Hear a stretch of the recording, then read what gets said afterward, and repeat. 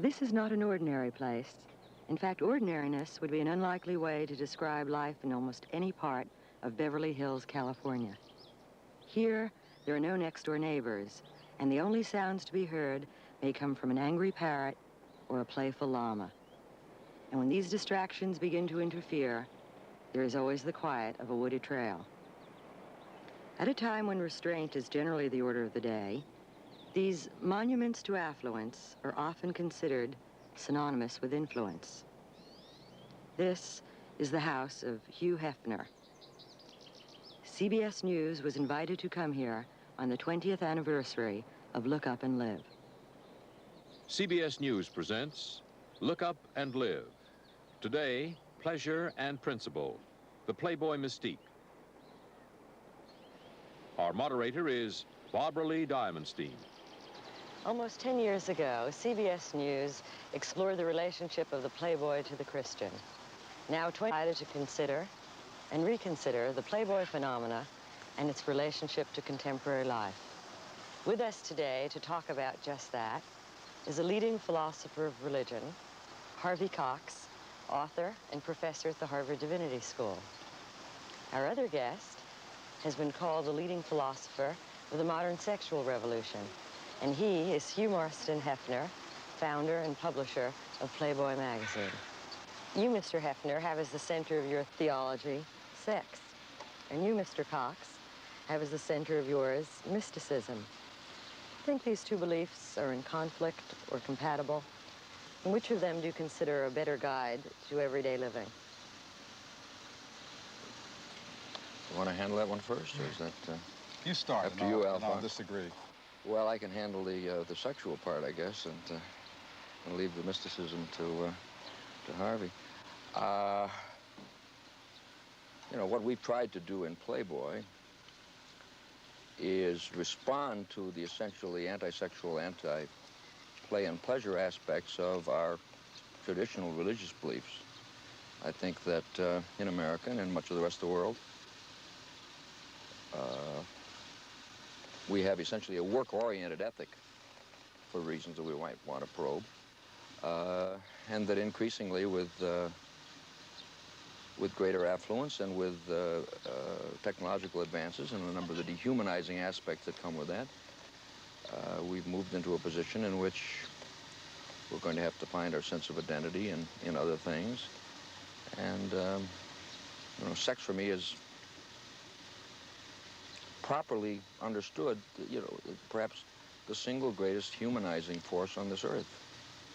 It'd be a rather sad planet if there weren't two sexes, and I think that we've managed to use and abuse and misunderstand our sexuality, which to me is very much related to our humanism. Do you think you have contributed to some of that confusion? There are those among us who think that the Playboy version of sexuality is increasingly irrelevant, particularly when the rest of American society strives for a more authentic sexual maturity. I think it's impossible to separate anything from the society in which it exists. So I think that to some degree Playboy is guilty of reflecting some of the more exploitive aspects of sexuality in our society, but by and large the thrust of the publication has been, I think, to humanize and to eliminate some of the repression and some of the problems that exist in terms of human sexuality, both in terms of our own body and just in terms of human relationships. At least that's the intent. Let me respond to that question now that I've had a chance to think about it while I was listening to Hugh. I don't think I would say that mysticism lies at the center of my theology. You have a friend. Oh, I have a... I'd want to say that the human person, as created by God and as destined for some kind of real human fulfillment, lies at the center. And I would want to say that I think some forms of religion and mysticism have been just as badly misused in anti-human and anti-personal ways as the exploitation of sex has been. I think there are some forms of religion which have been, and probably continue to be, anti-personal, anti-human, anti-sexual. There are others that aren't. I mean, it isn't that kind of simple standoff. At the heart of the Western religious and mystical tradition, there's a kind of respect for the earth, the flesh, the body, the kind of stuff of history. And one of the things I'm kind of concerned about today is the enormous influx of kind of import model of Oriental mysticism, which I think basically doesn't take seriously the flesh and the body and history, which also, I'm not talking simply about the pleasurable aspects of it.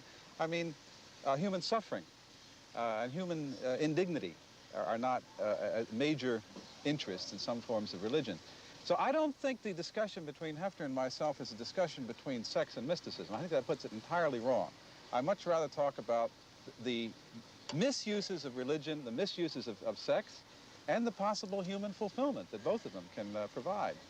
I think that basically the Playboy view of women is a very questionable one that sees them basically as accoutrements to the man, really not having independent status and dignity and purpose and worth all of their own. And I don't think Harvey would disagree that organized religion is more to blame for that than Playboy is. But I think that the major dehumanizing aspects of our sexuality are found deep-rooted in our organized religion, in that tradition. I think Harvey would agree with that. And Playboy was was one of the first in the last generation to really seriously respond to that. And I think that indeed is how I became involved in much of the dialogue with Harvey and other major religious leaders. I think it is a positive contribution for anybody to have gotten rid of some of the Victorian hangover of attitudes towards sexuality, which are certainly neither in keeping with the best of religious or humanistic philosophy. I think the question I have is when the idea of getting rid of sexual repression is presented in a form in which there is not genuine equality between men and women, it ends up as a more subtle form of manipulation and misuse, with a little more sheen and a little more pizzazz, but still the basic question is whether men and women are allowed to be and encouraged to be equal participants in all realms of life, including their own sexuality. And the objection I've had to Playboy, which I think probably still continues, is that I see women depicted there a little bit too close to, the kind of the sport coat that you need for this fall. I mean, we've really got to learn kind of habits of simplicity and a kind of scaling down of our consumption tastes. And I think this is not something that Playboy has helped to teach us. If anything, it's kind of stimulated further, more consumption. Mr. Hefner, do you see your philosophy as one that is directed to the affluent class, as a rather elitist and privileged approach to life? Frivolous, I hope not. No, I didn't say frivolous. I'm affluent. Sorry. Affluent? Yes. But I hope with a conscience. I think that, as a matter of fact, there's a magazine that on its cover indicates that it is intended as an entertainment book primarily for men. The magazine devotes a remarkable amount of space, and has for most of that 20 years, particularly in the last 10, to the problems of materialism. When you talk about materialism, it seems to me it's very closely rooted and tied in with the technological advances that have taken place on this planet. And that's a mixed bag.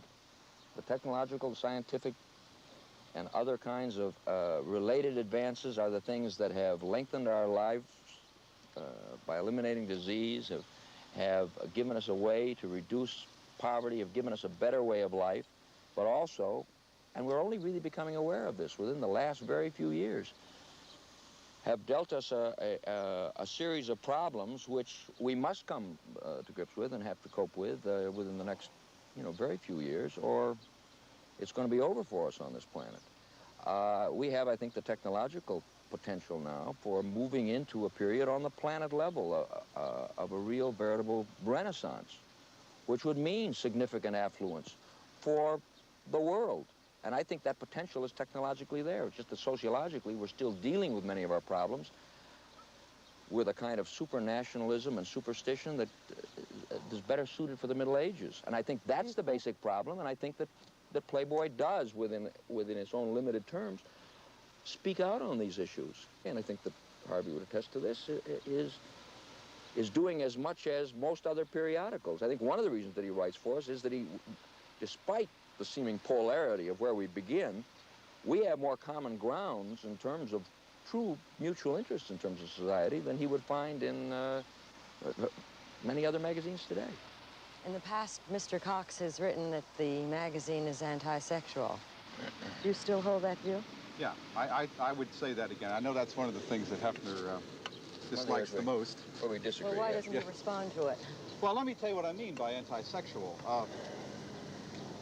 I think a relationship between a man and a woman which is authentically sexual is one between equals and people who take each other as whole persons. That is seeing a woman, let's say, even merely as a play partner, although that's certainly good, that's certainly part of the relationship. But you're not confining that relationship to the entertainment recreation area that Mr. Hefner has often been accused of. I think that's sort of what it's done. And I would like to really see, this is an entertainment magazine. And that's right, you can't expect an entertainment magazine to do everything. However, there is a kind of suggestion here that one ought to be very careful about getting involved with women beyond the kind of play range.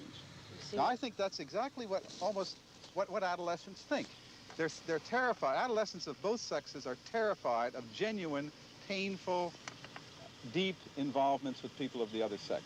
That's a very terrifying subject, and we know this from the history of religion, from psychology, and to have it suggested that one can have that and have it in a satisfying way, simply at the level of play, I think is just not right. In addition to linking sex with upward mobility, Playboy has also succeeded in portraying some women as accessories, and disposable ones at that, and keeping them at a safe distance. So you're suggesting that as an adolescent, an increasingly irrelevant view of sexuality? Yeah, I should say, however, I don't think this is Playboy's fault. I think there's something about American society as such, and the kind of situation that men are put into, which enormously prolongs this female-phobic adolescence. But I don't think that Playboy contributes to maturity in this respect. I think it helps prolong adolescence. And it's okay to be adolescent when you're 17, but when you're 43 and you're still an adolescent, then something's a little funny. Mr. Hefner? And I think there's certain aspects of adolescence that might be best retained for a lifetime. But I think that the real point here is that our traditions, religious and otherwise, have taught us about the suffering of sexuality. That we've learned very, very well. And we know about the morality of procreation and the sex used for that purpose. But sex as a pleasurable aspect of life, and in that sense as a part of humanism, that is difficult to find in our religious tradition. The male-female relationship is the whole point of what Playboy is all about. It is a magazine directed primarily at the male part of, the adult male part of the audience out there, and it is talking about heterosexual relationships. It's talking about the kind of things that can develop in a society between men and women. Now, I confess that we are dealing only with the beginnings of those relationships. We are dealing with a period in late adolescence and early maturity that is not concerned with marriage and children and the rest of things that come in the later years. But this is a period that is all important as far as I'm concerned if that maturity is to develop later.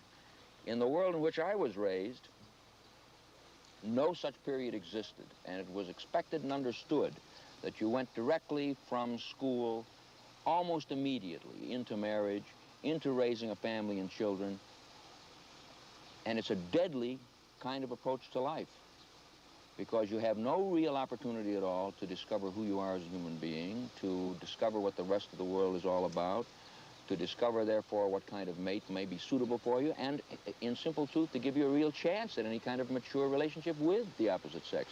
Let me put in a word for some of the old traditional values, if I may do that. For example, I mean, I want to say I'm in complete agreement of this idea of a kind of what we used to call an identity moratorium. That is, you're not pushed from junior high into high school, into college, into career, into marriage. I really believe that not just at adolescence, but at certain other places along the cycle, you ought to have time to try other things, to get away from what you're doing. Find out who you are. Yeah, and that isn't something that's settled just at the end of adolescence. It also comes up a little later on, as I'm sure you're finding and I'm finding. However, I find among my students, for example, who are now post-adolescents or people in their early 20s, a strange kind of attraction for what some of those old values. For example, getting close enough to one person, even though you're not married to him or her, over a long period of time, rather than playing the field incessantly. That is, you find out something about yourself by a deep relationship that you don't find out by playing the field. There's also, and this, I think this is coming back to another point, a rediscovery of some of the value of simplicity. That is, of not consuming things endlessly. Stripping away, yes. Getting back to the essentials, getting back to not owning too many things, not having too many things. Or at least most religious traditions say, these no longer contribute to our fulfillment, they start impoverishing us. At a certain point, one begins to get impoverished by that. The things become more important than the people. Yes. That's right. Once people don't really have to worry all the time about where their next meal is coming from, then the really basic questions of life can be asked. What's it all about? What are we here for? Where did we come from? How do we fit into the whole scheme of things? That is the kind of the basic religious question, you might say. However, a great opportunity. But I think, really though, before it's a luxury to be able to ask those questions, because most of the people in the world are not at this stage of not having to worry about where they're going to eat tomorrow.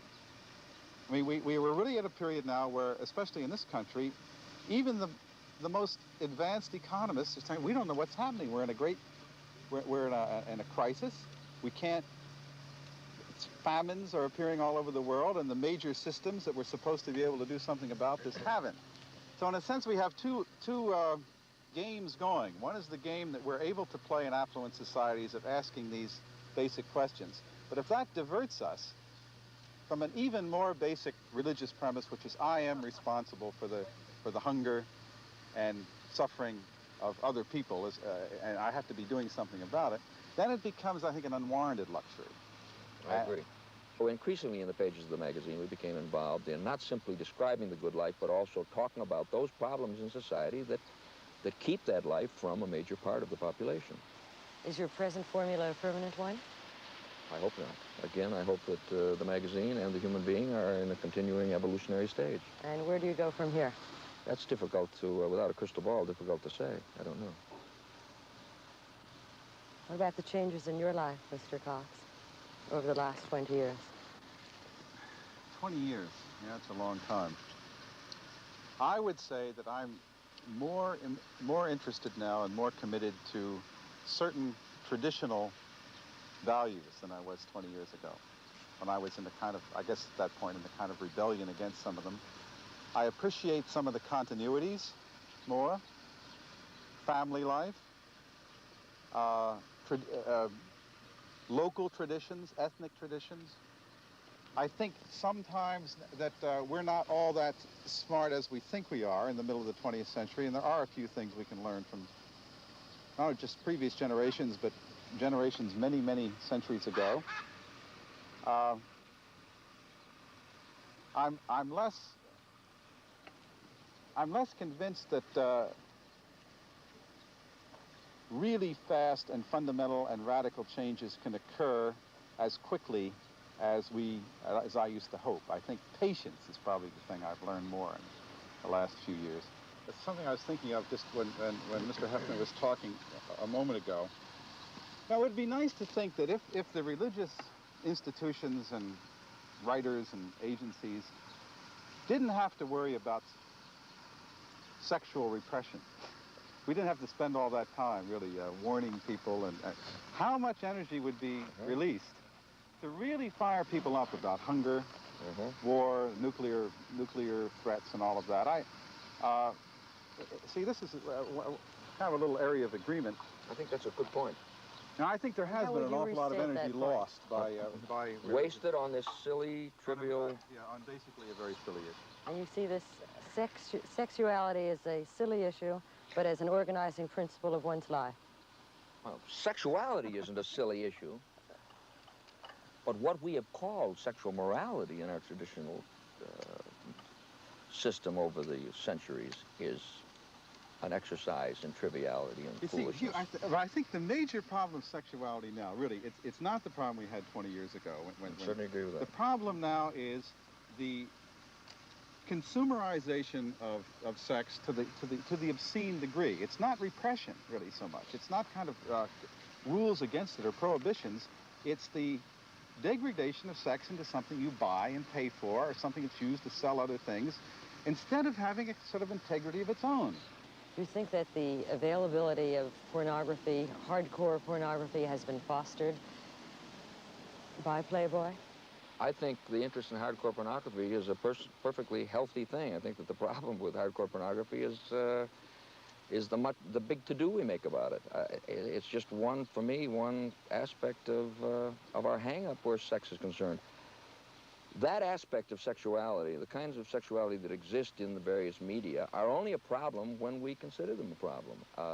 It is the repression of sex that creates this kind of sickness. I think that if we simply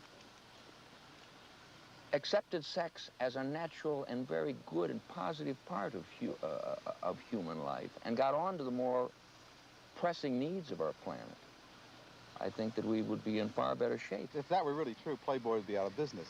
Yes, I've heard that before. You couldn't use something that's totally available, about which nobody has any hang-ups, to sell every conceivable product. You couldn't use breasts and thighs to sell razor blades and automobiles if there weren't something peculiarly wrong. So I disagree with that because I don't believe that we would lose interest in breasts and thighs just because we weren't sexually repressed. but you wouldn't read an advertisement and figure out the way to get sexual satisfaction is to have the right cologne. Mother love is used to sell baby powder. Happiness, running through fields and various. We play all kinds of emotions in the moving of goods and in selling other kinds of secondary things. And I think carried to too great a degree, this is an unfortunate thing. But I think it's also a completely natural thing as long as it has some kind of control over it. I don't think you can do that. I don't think you can really be the sort of prophet of liberated sexuality and at the same time use sexuality as a means for other values, some of which are pretty shoddy and pretty questionable. I think that the attacks on Playboy by religious people around the whole area of the degradation of women are very misplaced. Because I think that's really the pot calling the kettle black, and I really have to take some responsibility for that. And I think it really has been basically a underlying metaphysical and religious view of women in Western culture that's gotten to the point where it just won't work anymore, where we can't stand it anymore. I think the worst thing you could say about Playboy is it certainly hasn't helped. I mean, it certainly hasn't. And I don't mind it not helping if you don't claim it's liberating women. I'm not claiming that Playboy is a women's liberation book, but I am claiming that Playboy has been involved in what I consider a more important fundamental fight for human emancipation since the beginning of its publication, and particularly within the last 10 years, and that women are a major beneficiary of that. That I do believe. Well, I can't answer that because I'm not a woman. I think women have to answer that question, and I think many women have. By now, the arguments are familiar. But in a society that has changed so markedly, do we still need a Playboy to emancipate us? We certainly do, and a good deal more. Very obviously, we are a long, long ways from emancipated, and we need as many forces in society as we possibly can find to give us a more rational and humanistic society. I don't really think people are sexually any happier 20 years after the founding of Playboy than they were before.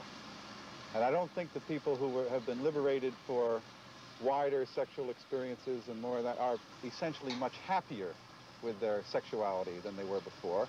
And this is because I don't believe the main issue is the issue of conventional sex morality, but the relationship between people.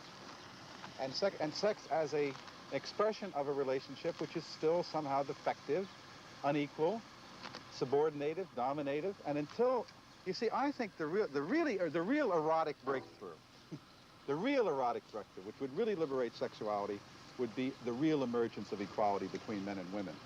Well, I don't disagree with that. I think that we're moving into a situation in which, you know, a wider variety of lifestyles and a diminishing of that male dominance is one of the thrusts of what is happening in society today, and I'm in favor of it. I mean, when I expressed that in the magazine a number of years ago, I expressed it as a warning to our readers. You know, watch out, boys, here's what's coming. That's right, because actually the major adjustment is necessary in men, not in women. And I recognize it, and I recognize it in my personal life as well as in the pages of the magazine. Does that mean you're ready to move forward, perhaps a more authentic view of what life is like? Well, we continue to try and do that. Playboy is a wide variety of things intended to draw a large audience. But and if that large audience wasn't there, it wouldn't be able to do the things that it does. But Playboy also presents a remarkably unified, for all of its, a remarkably unified image of what it takes to be a satisfied, fulfilled young man in American society. I agree with and that. And the good life is and what the good life is. And it does include, without question, the enjoyment of an affluent society. Yeah, I think that's the basic question. I mean, not only the enjoyment of an affluent society, but perhaps raising questions about what is the price that we have paid and that other people have paid to make this affluent society. But those questions we do raise. The simple truth of the matter is that Playboy devotes a remarkable amount of space to raising moral questions. Ecological, racial, you know, the whole spectrum of problems. Population control. But there you go again, wanting to have it both ways. I do want it both ways. I want our planet to have it both ways. I want our planet to enjoy the potential virtues of the technological advances we've made, but still do it in a rational and mature way in which we don't destroy the planet in the process. It's precisely what I want. I want the body and mind of man to coexist in happy cohabitation, and they have not been doing that very well on this planet for the last 2,000 years. Well, certainly one precondition for that, whatever system you use, is to somehow awaken in people the recognition that our affluence is bought at the price of other people's poverty. Precisely. It isn't just that we want other people to share our affluence, it's that we are ripping them off. Now, this is what I don't see very much of it in Playboy magazine. Now, I don't know what to say to that because it's certainly there. The primary problems of overpopulation, of ecological abuse, of, you know, all the major problems on this planet existed 20 years ago, but we were blind to them. And I think that Playboy has been one of the voices that has heralded a recognition of these problems, while also discussing the positive aspects of enjoying an affluent society that is potentially available to us all. I just don't think there's enough.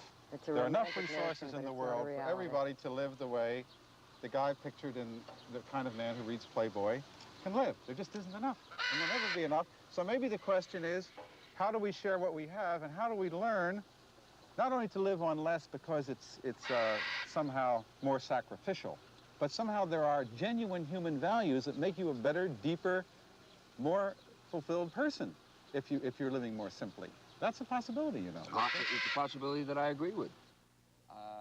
CBS News has presented Look Up and Live.